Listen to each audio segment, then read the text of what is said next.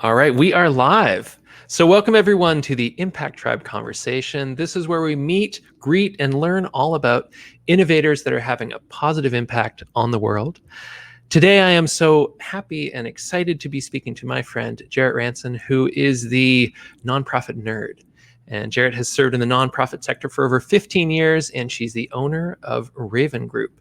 So welcome, Jarrett. So nice to see you. Thank you, Ashley. And look at us. We're like twinning with our really cool nerd glasses. I love it. I know. Yes. So for anyone who isn't familiar, this is the trademark of the Right. nonprofit nerd, and I actually was introduced to Jarrett before I was introduced to Jarrett. Yes. Think about that for a sec. So my wife attended an event that Jarrett was speaking at or hosting or somehow involved, and she came home with these cool glasses with the tape on them, and so then many months later, maybe a year or so later, I actually met Jarrett for real, and I was like, oh, and I scrambled around trying to find them because we had them. And so there you go. That's from a branding standpoint. There's a little tip for you. If it's cool and memorable and people want to hold on to it, they will. So there you go. Great. So all of that's to say, good marketing. Good to see you. Thank you. Thanks, Ashley. It's so great to be here. So why don't you tell us a little bit about what the nonprofit nerd does, and a little bit about the Rayven Group, and we can just jump in from there. Absolutely. I'd love to. And thanks again for asking me to be a part of today's conversation and a part of what you're doing. I think it's super cool of how you're meeting and greeting all of these, as I like to call them, rock stars. So the nonprofit nerd really started when I was born, so like 43 years ago, but didn't really unearth until just recently. So in 2009, let's just start there. 2009, I lost my Chief Development Officer position for a $21 million agency. And that was here in the Metro Phoenix area. So I was asked to lay off my team. 6 months later, I was laid off. And that was during what I can now say the last economic downturn, right? Like the last one, not this one that we most recently experienced. And I started doing just about anything. Like if you needed it, I would do it. And money was green. And I'll be honest, right? Like fully authentic. Money was green. I needed it. Just about anything in the nonprofit sector I would do. Fast forward to today, now 2021, coming up on 22. And, I've been in business for myself now over 10 years. So I want to say like 11. I started in 2009. So, that long, do the math. So I've really niched over that time, Ashley. Like I've really been, I've gone from saying yes to everything to I say no a lot more than I say yes. And I'm very grateful and blessed to have that privilege and that opportunity. So I do a lot of interim executive work where I come in during a critical succession phase. I also do executive coaching. So I work one-on-one with C-suite executives in that coaching space. And I also do a lot of public speaking. So you might see me at your next fundraising event, or you might need me at your next fundraising event. So I love to ask people for money. That's my superpower is I love to ask people for money. And I also love to help put profit back into nonprofit. So that's what I do. And I just love it. I love being of service so much so. Actually, I don't even know if you know this. I changed my license plate, which if my son could overhear me, he'd be like, Mom, don't tell people what your license plate is. But it's a vanity plate and it reads, be of service. Because that's who I am. That's who the nonprofit nerd is. Wonderful. So it's interesting. I mean, I normally then transition into, I want to learn more about kind of how you ended up in the nonprofit space. But just since you brought up money and nonprofits, it's so interesting to me. I think everyone would acknowledge the fact that money is a critical component of, building programs, building organizations, and having an impact. Yet in the nonprofit space, I get the sense it's sort of a dirty word. And with two R's, like it's totally taboo. Yeah. And I think many of us have sometimes challenges thinking about money, and we kind of want it, but we don't want to boast about it, and all these things. And I had a coach a few years ago who gave me this thought. He said, money is the root of so much awesome. Mm. And I've embraced that because, whether you're talking about for-profit, nonprofit, families, individuals, groups, Yeah. you kind of the money helps move it all forward. And it's funny because I joked with them. I said, I'm either like sort of Gordon Gekko or I'm Mother Teresa, and I couldn't really work in the middle. In the And middle. and he schooled me in sort of saying that, actually Mother Teresa was pretty fierce with money.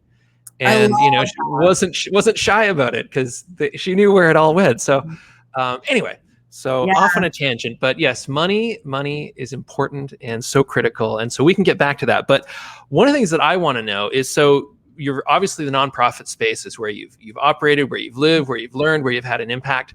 How did that kind of first come about? Why the nonprofit space versus for-profit or some other area? Like, what was the drive behind that? So when I lost my job in 2009, my brother sent me a book, and I can't remember the author, but the title was Failing Forward. And I was super annoyed. And I was like, you are such an ass for sending me this book. And then I realized there's so much truth. I have been failing forward all my life, right? And not in a bad way. I really want to shift that to, like, it's not a negative thing. It's actually been so much more positive. But I have done almost everything by default. Like, getting into the nonprofit sector, my mom raised us as being very civically engaged. I didn't know what civically engaged meant as like a young teenager. I had no idea. I just knew that she woke us up really early to like feed people, and I was annoyed. And I knew that she also made us spend our Saturdays picking up litter, and I was super annoyed. But that was really planting the seeds of who I am and developed me, truly as who I am, to be of complete service to others in my community. So much so, it has now created this, I don't want to say monster, but that's probably what some people are thinking, this global citizenry piece of who I am, right? Like, I am a global citizen. And so by default, you add that into, my mom kind of planted all these seeds. But I also was raised and really, grew up in this super small town. So I love knowing people, and I love people knowing me. And I have found, Ashley, that in the nonprofit sector, in the community, most people are really known in the nonprofit sector, and it is less of a, you are a number, like you're one of the fish in the pond. It's like, we really want to get to know you. So the culture and the environment of the nonprofit space attracted me and kept me coming back, because I really felt like they knew me and they wanted what's best for Jarret. So that's how I got into it, was by default. And then if you remember, the previous story I just told was about, like, how did I start my business? Because I didn't have a job, like, by default. So failing forward. Thank you, my brother. Awesome. I love that. There's an individual I met recently, and he had another way of framing that. He said, positive forward. Yeah. And I loved that. I mean, just, whether you're failing forward, you're positive forward, the idea that you're moving forward. You're moving forward. There's no value. It doesn't matter where you are in your life or where you are in the world. You got to keep moving forward. And I mean, you're on your 10-year journey now. I'm coming up. I guess I'm almost at 10 years with being an entrepreneur myself. Thank you. Congratulations. And of course, the hindsight, you wish you knew all these things, but one of the things that I've definitely learned is you got to just keep moving forward, taking action, meeting new people. And it's interesting for me, the nonprofit space, unlike you, I hadn't grown up around it. I was, to be honest, very unfamiliar with it. And it just so happened that when I started my business, I was down in Tucson. And a few of but relationships, a few of the really great, wonderful people that I knew down there said, you should meet this group and you should meet that group. And lo and behold, there's just a lot of nonprofits in Tucson. And so I started getting into this space. And much like you discovered, there's just this real sense of camaraderie and a personal relationship that I hadn't experienced before. I'd come from the corporate world, and it wasn't that there was any animosity or anything like that. It was a different vibe. It was definitely a different vibe. And so, I think that we've both found a home, if you will, in the nonprofit world. And, I love it. And so I would love to know a little bit more about kind of who you are working with, or if there's a particular area in the nonprofit space that you enjoy having an impact, or you want to have more impact.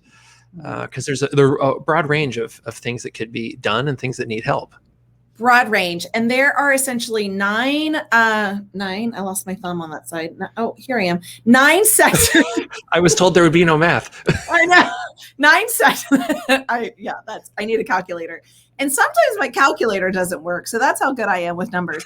9 sectors within the nonprofit sector, right? And so typically I work with human services. So that is your basic needs, your food, your clothing, your shelter. I have absolutely worked with healthcare. I have worked with arts and cultures. I have worked with associations. I have worked with education, like higher ed. So I have worked and dabbled in a little bit of probably all of the sectors, but I really hang my hat with that basic need. So that's one segmentation of my kind of like client market. Secondarily, and through the years, I love people. Like I love people, and I want to be a service to everyone. But I cannot truly be of service to everyone in the same amount and level, right, of service. So I have, since my beginning of starting my business in 2009, create different service lines, right? So like I have some, what I like to call my nonprofit nerd outs, and it's a 90-minute strategy session, which is very affordable for any size organization. But I really do a lot of my strategic work because I love doing strategic planning. I don't think I mentioned that earlier. I love doing strategic planning, but that's really designed for the $2-3+ million operating budget. So that is more of an organization that's established, it's mature, it's got the financial means to really bring in a partner to create sustainable business models. Because I bring in my MBA. So I went and earned my master's in business administration after my undergrad, which is in mass communication and theater. So I'm a bit of a thespian, which takes me to the stage, right? Like I love doing the stage work. So I love asking for money, and that could be at a fundraising event, that could be at a conference, a workshop, things like that. So there's a lot of different ways in how we can nerd out together. Anywhere from, that nerd out strategy, 90 minutes, to a year-long partnership, or, a big ballroom or conference room where you're really looking to ignite motivation, inspiration to your group. I'm a little bit Brene, I'm a little bit Chelsea Handler. So like you got to really like that combination. That's great. And so I think actually I'm trying to remember, did you speak at the Phoenix Business Summit Phoenix Business Nonprofit Summit? So not this last one. A couple years ago. Couple years ago, yes, I think I did. Okay. I've done the rotation. Like if I had a concert tour, T-shirt, it would be filled, which I'm so grateful. Like I love teaching. I love that education space. So chances are high that you saw me there. Okay, so I think the one I was there, I was actually speaking as well. But I got to sit in a chair and have a conversation on stage, so it was less theatrical. But so talking about communication and theatrics and being on stage, so much of the work I do obviously is helping nonprofits, helping nonprofit leaders, helping a whole variety of different people communicate more effectively. And so on that point, I would love to hear kind of your perspective on the value of communication and how that can bring about impact and some of your experiences in that space. How much time do we have? Well, technically we have as long as we want, but I'm sure you have other things to do. That's why I call myself the nonprofit nerd, because genuinely I can nerd out over this topic, nonprofits, until I say you're blue in the face. It's kind of like playing that who's going to blink first game, and I guarantee you it's going to be you. First of all, I'm super competitive, but second of all, like nonprofits are my jam. And communication is everything, right? So again, going back to my undergrad, mass communication, that is the baseline in which built my career. So it really is about, I was the college editor for my newspaper. So the journalism background, which then moved it into websites. And I love to coach my clients and to work with nonprofit leaders about what is your story? How are you telling your story? What is that communication? And let's create that DevCom plan, right? Development, fundraising, and communication plan to marry and complement one another. But I also do this in a way, and I'm sure you also, coach this as well when you work with your clients, Ashley, is really about knowing your audience, right? So we have this story and we're going to tell our story, but the way we tell our story and the things we highlight in the story might change depending on the audience. And that really depends on what data do we have accessible for us to create this segmentation and to create that narrative. But I have a feeling like you and I could nerd out over this for a long time, because words, communication, verbal, written, visual, it is so much a critical piece of our success, of our sustainability and our scalability when it comes to a nonprofit's mission. Yeah, it's fascinating to me. It's the fact that we as a people, we as a creature, as a human being, communication is vital in every aspect of our life. Yet when it comes to whether it's nonprofit or for-profit, but in sort of professional settings, it seems like 75% of the people just sort of lose their minds. They don't sort of think sort of very much like another human being. How would I want to be spoken to? Yeah. What would I remember? Why would I care? Like, a lot of it is so basic and rooted in us as human beings. Yet the moment you start layering on kind of, you get into the grant process or the fundraising process or boards, the boards of directors and things like that. And everyone gets wrapped up in like bullet points and Excel docs. And on one hand, it's job security. But on the other hand, it's fascinating to me when, you take what someone just said and you turn it around and say, would you remember this? Would you take action based on this? I think we add the complexity, right? Like, we as human beings, to err as human and to add complexity as human. I think we often make it, just way, way too difficult. I like to create avatars with my clients, in particular when it comes to that fundraising component, right? Like, who is your audience? And let's segment that. Have they ever given to your organization? Have they given $1, 1,000, 1 million? Like, let's segment that audience. Let's also find out why they came to you as an organization. Like, what was that mission moment? What was that heartstring, or what was that campaign that like drew them in? And then let's continue to feed that communication, that mission moment, that heartstring. And let's just continue to feed that, because that's what's important. And I think, again, we add the complexity by just kind of like, here it is. And like, well, I really like to create that segmentation in the avatars. Well, it's interesting too. I think there's that we want to sort of say everything. We also, and I know this firsthand, I was chatting with an individual the other day down in Tucson, been in the nonprofit space for going on 30 years, very experienced, been all over the country. And we were talking about that conversation that happens with a donor, whether it's a large group or one-on-one, and that kind of that need to say everything, while at the same time not saying the right things, and oftentimes being so focused on like, put the money in my hand, put the money in my hand. I mean, it's ironic we say that in the nonprofit space, people don't like talking about money. But in her experience, people don't listen to the dialogue that's going on with the donor. They're not engaged and actively listening. And to your point, they don't even really understand why this person is motivated to donate, whether it's a small amount or a large foundation. And that can be critical because, and I see this in the for-profit space, you've got startups that are so anxious to grow and have an impact, and then they just partner with anybody and get money. Right. And an investor told me once, he said, when you take money from someone, you are allowing them to share in your dream. And if there isn't mutual alignment there, it can be a disaster. Right. And, in the nonprofit space, hey, it might not be the right fit. It might not be the right fit now, maybe in a few months, maybe in 6 months. But, ultimately it's building that relationship, which, as a communicator, that's everything. It's everything. Building that relationship.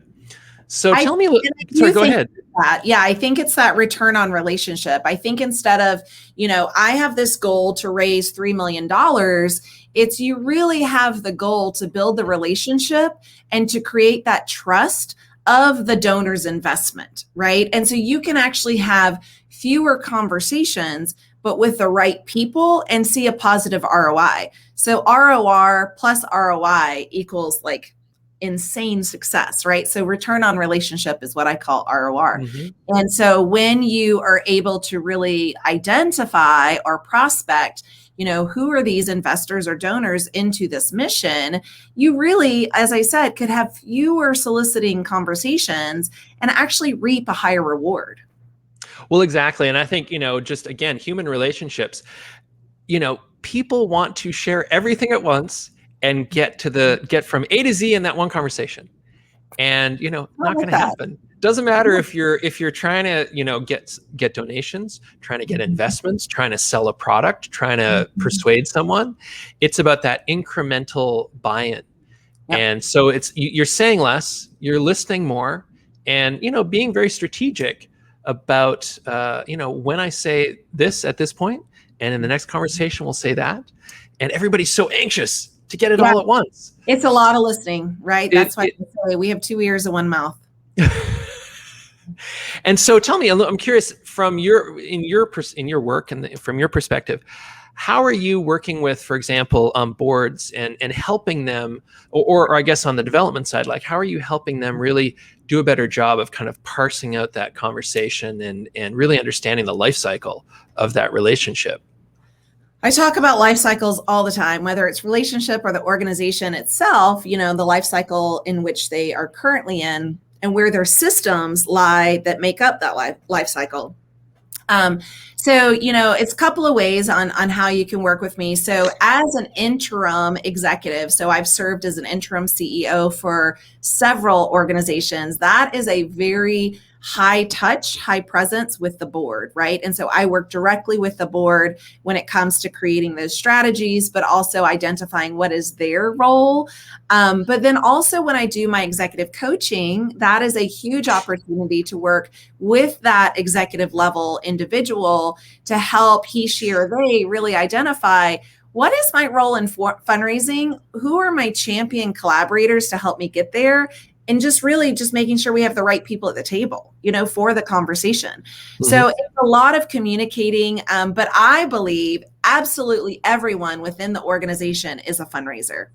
Absolutely everyone within that organization plays a role in revenue generating opportunities.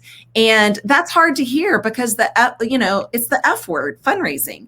And a lot of people, it's like, you can't say the F word. You can't say fundraising here. I'm not a fundraiser. I'm a program director, or, I'm a board member. I'm not a fundraiser. We're all fundraisers.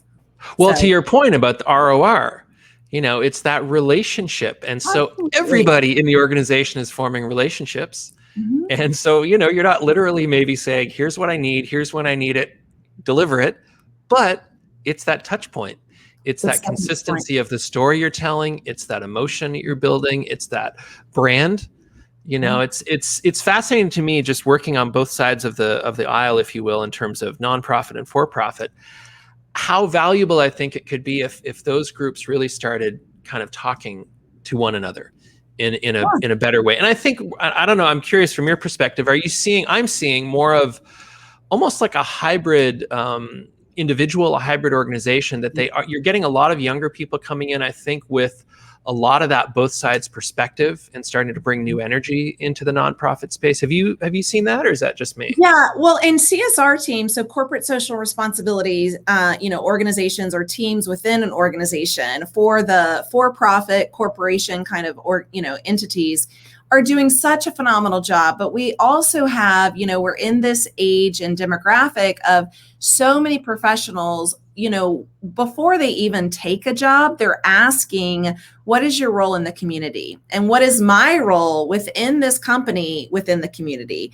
So it's really shifting our culture. And I've said for a while, like, our sector, the nonprofit sector, has been due for a shakeup. We have really been due for a shakeup. So I really think that the nonprofit leaders and the for-profit leaders, they're starting to see we reside in this community together, right? And our community has X, Y, and Z problems.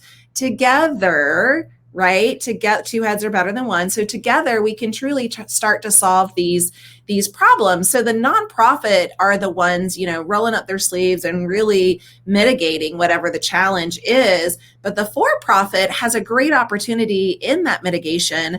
And there's 3 ways, right, in which you can be a philanthropist.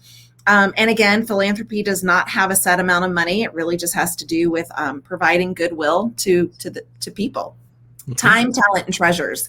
So when companies come in or professionals come in and they're like, hey, I have time, I have talent, and I have treasure. Treasure is the money, but the time and the talent are also very critical pieces to the success of your community solution. So there's so many great, I would say, like inspiring, innovative conversations happening in every community right now. And it's so beautiful. Yeah, I think it's amazing. I've always felt like, if you could bring some of that empathy and emotion that exists in abundance in the nonprofit space and marry it with that sort of strategic, longer term thinking that exists, I think, in the for-profit space, that's where the winning combination happens. And I'm so excited to see it starting to happen, and organizations being shaken up, and nothing like a pandemic and everything getting kind of flipped on its head to force people to adapt. Pandemics, plural, right? Like we had the global virus, we had social injustice, we had the political divide, and we have the environmental crisis. So we are really navigating 4 different pandemics, plural. And I'm sure we could add like more to that. There's all these tangential elements. Yeah. There's so many, so many. So we really are living in a time and navigating a time of so much uncertainty, so much hate. But as we look deeper, right, as, oh gosh, come on, Mr. Rogers, right? Oh. Like, come on, what's his name? He's like, whenever you see a tragedy, and this is paraphrasing, right? Look for the good, look for the angels, look for the helpers. And that is happening. And so I've been so blessed and again, so grateful and privileged to see so many people roll up their sleeves and help and lean into whatever pandemic they are able and have the capacity to help. And in fact, during this time, the corporations and the nonprofits really came together in a very complementary way to say, we have given you money, use it however you want. We said it was for this, but now it's like, no strings attached. Use it wherever your organization needs it to survive and then thrive. And then secondarily, organizations have said, we have money. Who needs it? And how do we help? Right? So it's really been amazing to watch this, and it's there. There is good. There is so much good happening in our world. Oh yeah. And it's, the old adage, the glass is half full or half empty. And nowadays when I look at kind of what's going on, and my son 13 and my youngest is 10, and my 13-year-old especially, he has so much access to information now that it's overwhelming. And, it's so easy to kind of go on the glass is half empty side. Whereas if you, as you said, you sort of shift that perspective, you hashtag positive forward, you're starting to look at like, what's the good of this? And technology has divided us like nothing before, but it's also united us. It's also provided platforms. It's also created this conversation. And, I, for one, and sounds like you're on this side as well, are excited about everybody rolling up their sleeves, everybody trying to help in their own way. And that's really what it comes down to, is everybody helping in their own way. There is no sort of mass solution to this, whether you want to talk about racial injustice, you want to talk about the economic future, you want to talk about climate change. I mean, these are not things that are going to be solved by one entity. Or maybe not even in one decade. So it's do our part. I have a 10-year-old, almost 11-year-old, very similar, Ashley, to your child, where it's like, he has so much access to information. And because of the work I do too, he's also very close to our communities and the needs of our communities. And so he's very aware. He's very empathetic. And I have seen the level of empathy raise throughout the nation. And that's been amazing to see. And that's not a political statement. It is really, everyone has leaned in to what they care about and where they have the capacity to be present and to give. And that has been just humbling. Yeah, and I mean, bringing that mindset and that attitude back around to communication and storytelling, everybody speaking and putting their voice out there through social media, through just having conversations about the things they care about, the things that are important to them, the concerns they have, the challenges they're facing. That is part of the solution. When people share things on social media, there's a couple individuals I follow on LinkedIn who are posting incredible stuff every day, news articles and research. And, a lot of it is really heavy stuff and it's hard to get through. But I love that they're doing it. And I love to see the dialogue that's happening. And, it's sort of ironic, I think, that so many people feel like technology and social media is dividing us, when I think it's actually sort of maybe not forcing us, but really helping us look at it from a more human perspective. And back to that ROR, how do we create relationships that mean something? How do we add value?